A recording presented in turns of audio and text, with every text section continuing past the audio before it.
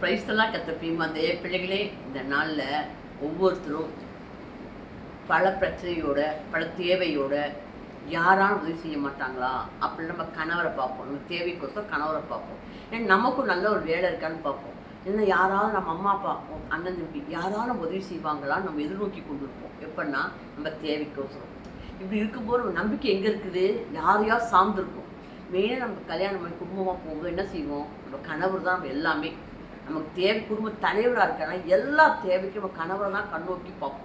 என்ன தேவை, ஃபீஸ் கட்டுறதாகட்டும், வீடு கட்டுறதாகட்டும், எல்லாத்தையும் யாரை பார்ப்போம்? கணவர் தான் பார்ப்போம். அப்போ நம்ம ஒரு கடனையோ பிரச்சனையோ ஏதோ ஒரு தேவை இருக்கும்போது கணவரை பார்க்கும்பொழுது அந்த தேவை சந்திக்கப்படாத போது என்ன பண்ணுவோம்? சோர்ந்து போயிடுவோம். சோர்ந்து மட்டும் போக மாட்டோம். நம்ம என்ன பண்ணிடுவோம்?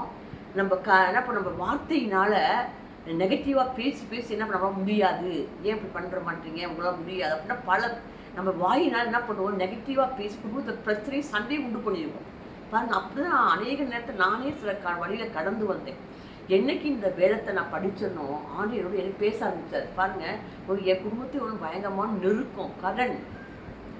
அப்போ நானுடைய பார்த்தீங்கன்னா என்னுடைய சாட்சி பற்றி எப்படி நான் ஆண்டவர் தெரிந்து கொண்டேன், யார் மூலமாக தெரிந்து கொண்டு சாட்சி சொல்கிறேன். இதை நான் ஆண்டவரை தெரிந்து கொண்டேன். இப்போ ஆண்டவர்கிட்ட போய் சொன்னேன், ஆண்டவரே இவ்வளோ பிரச்சனை இருக்குப்பா, ஏன்னா ஜெபிக்கவே முடியல. ஒரு நாள் பார்த்தீங்கன்னாக்கா எனக்கு கடன் நெருக்கம், பிரச்சனை, என்ன ஆண்டவரே செய்யணும். ஆண்டு இருதயத்தை கொண்டு ஜெபிச்சு ஆண்டவன் கண்ணீரோடு அழுது கொண்டிருக்கேன். இப்போ என்ன ஜெபிக்கவே முடியல. உடனே வேதத்தை எடுத்தேன். ஏசப்பா என்னோட பேசுங்க, இது பேசுவோம், உங்களோட பேசுவான்னு கேட்குங்க தானே. இந்த வார்த்தை உங்களுக்கு சூழ்நிலை தகுந்த மாதிரி எப்படி பிரச்சனை மாறும், எப்படி மாற்றுவேன் அப்படின்னு சொல்லி ஆண்டவர்கிட்ட பேசுவார். இந்த பேசுகிற வார்த்தை வசனத்தை எடுத்து நான் பேச ஆரம்பித்தேன். ஆண்டவரே என்னோட பேசுங்க ஆண்டவரே, என்னோட பேசுனாதான் விடுவேன் ஆண்டவரே, என்னோட பேசுங்க. இந்த கடன் பிரச்சனை எப்படி தீர்ப்பேன், இந்த கடலில் எப்படி விடுதலை ஆகும் ஆண்டவரே அப்படின்னு சொல்லி அவன் ரொம்ப நொந்து போய் ஆண்டு அழுது கண்ணீரோட இந்த வேதத்தை படித்து கொண்டே இருந்தேன்.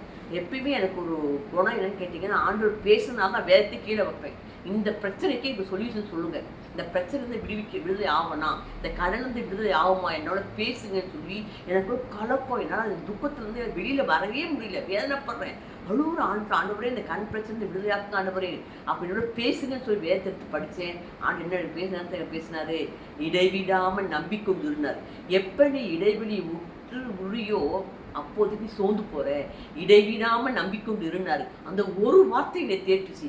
அன்னையிலேருந்து நான் ஆண்டவரை இடைவிடாமல் என்ன நம்புனார், யாரையும் நம்பாத, என்னை நம்பிக்கொண்டு இடைவிடாமல் நம்புன்னு ஒரு வார்த்தை சொன்னார். அந்த வார்த்தை என்னை ஆற்றுச்சு, தேற்றுச்சு. என்னோட பேசுகிற கத்தை உங்களோட பேசுவார். நல்ல வேத்த வாசிங்க, ஆசை பெற்றுக்கொள்ளுங்க. Price God.